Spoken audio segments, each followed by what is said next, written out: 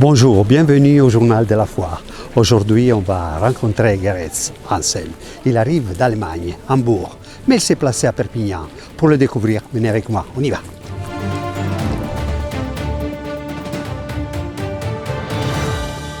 Je suis hyper content de t'avoir parce que finalement quelqu'un du Nord qui est venu dans le Sud. C'est ça. Tu cherches le soleil. Pas du tout. Alors, Pas du tout. Je suis venu pour les métiers. Je suis ébéniste d'art et antiquaire et expert agréé. Avant, j'étais typographe à Hambourg, dans le nord d'Allemagne, mais c'est un métier qui était un peu sur la fin. Et donc à 25 ans, j'ai pris la décision de m'installer en France parce que j'ai restauré déjà un peu en Allemagne. Je me suis intéressé à l'Antiquité à l'âge de 12 ans déjà.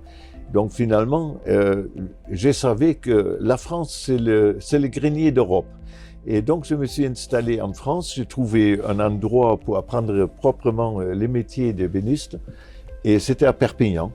J'ai cherché d'abord à Paris, à Biarritz et tout ça, mais finalement à Perpignan, j'ai eu la chance de trouver quelqu'un qui cherche un ébéniste et j'ai dit écoutez, moi j'ai 25 ans, il faut me payer le SMIC, mais je travaille beaucoup. Je peux travailler 18 heures par jour, 7 sur 7, Noël.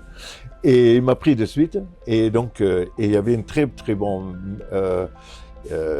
maître ébéniste, monsieur Michel Ribas, une personne formidable qui était très très fin dans son travail. Et donc, il m'a beaucoup appris, et voilà. ça veut dire que depuis l'âge de 12 ans, toi, tu es intéressé par le monde de l'art, le monde de la création artistique.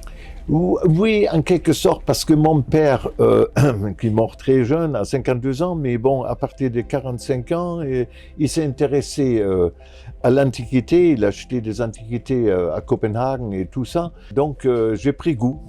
J'ai commencé à chiner 12-13 ans déjà, et des premières pièces et tout. Donc, mais je n'ai pas trouvé un endroit où je pouvais apprendre les métiers d'ébéniste.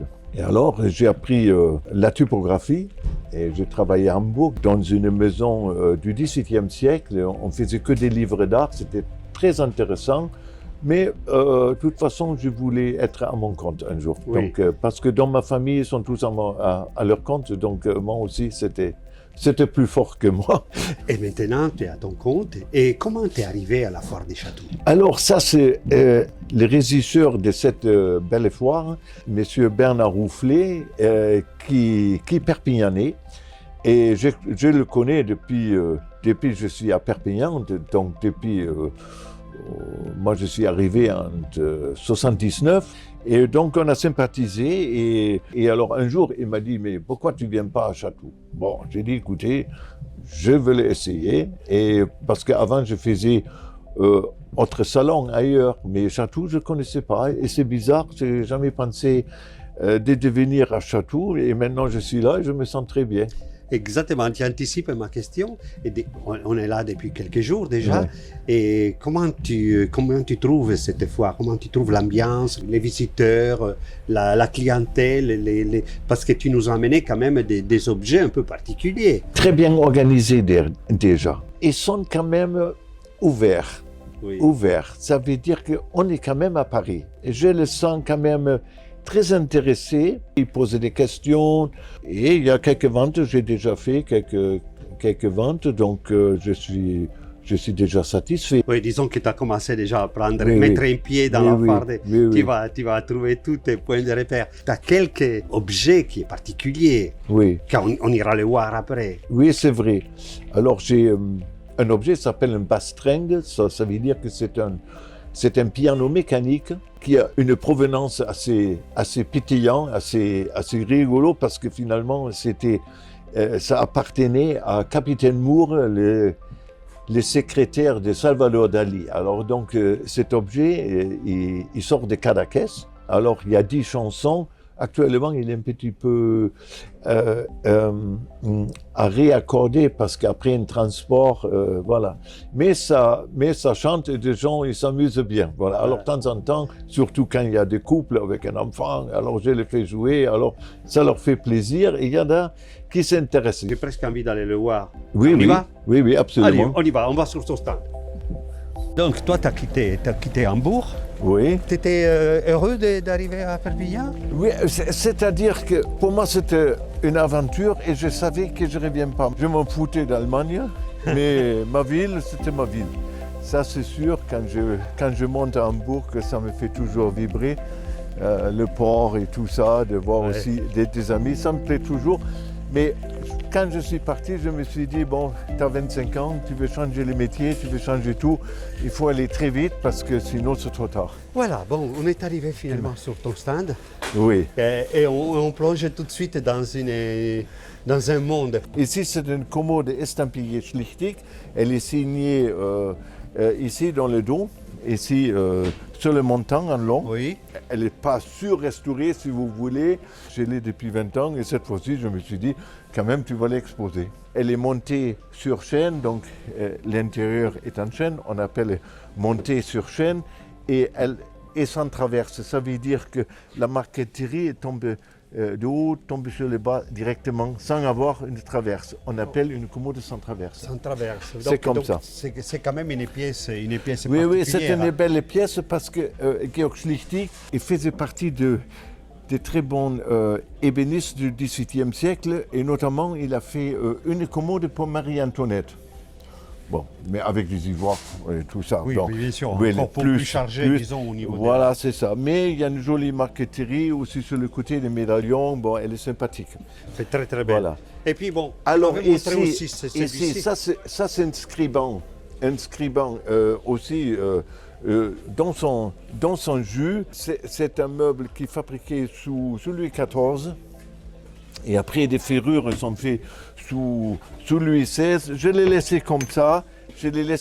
Comme je le trouvais. Je l'ai acheté en principe pour moi. Mais bon, vous voyez ici, par exemple, c'est une erreur. Les pieds, par rapport à l'importance de ces meubles, les pieds sortent un peu trop.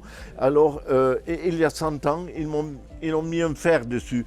Et moi, ça ne me gêne pas. Bon, il est né comme, il est comme ça. Tu le laisses comme ça. Voilà. On va continuer notre parcours. Oui. Et tu m'avais parlé de ces bureaux. C'était les bureaux de Louis Amade, qui était pendant pratiquement 30 ans préfet de la police de Paris. Et comme c'est un multitalent, ça veut dire qu'il a fait des études en droit, en médecine, et c'est un spécialiste en criminalité. Donc il servait beaucoup à la police. À 15 ans, il a écrit son premier livre en poésie. Il était le parolier de Gilbert Bécaud, en d'autres. Hein. Donc on appelait les préfets poètes. Alors donc vous avez ces bureaux à caissons, 2 caissons, il y a les fonds et les plateaux, donc ça se transporte très facilement. Il est relativement grand, il a donc 2 compartiments pour mettre des livres. Et en intérieur, 2 tiroirs et 2 petites portes. Voilà. Il est vraiment voilà. magnifique. Alors, il est en bois de loupe d'amboine. Il a de beaux bronzes, un arc et une autre une lyre. Donc, comme on faisait sous restauration, mais il est quand même 20e. C'est rare quand même, un préfet artiste. Hein. Donc, pour moi, c'est quand même un plus pour l'expliquer, parce que je veux vendre ce bureau. Hein. Voilà. Oui, tu as raison. Voilà. Et alors, je voudrais terminer justement avec la pièce maîtresse, si tu veux, de ton stand. Tu penses qu'on peut finir notre rencontre avec un petit peu de musique D'accord.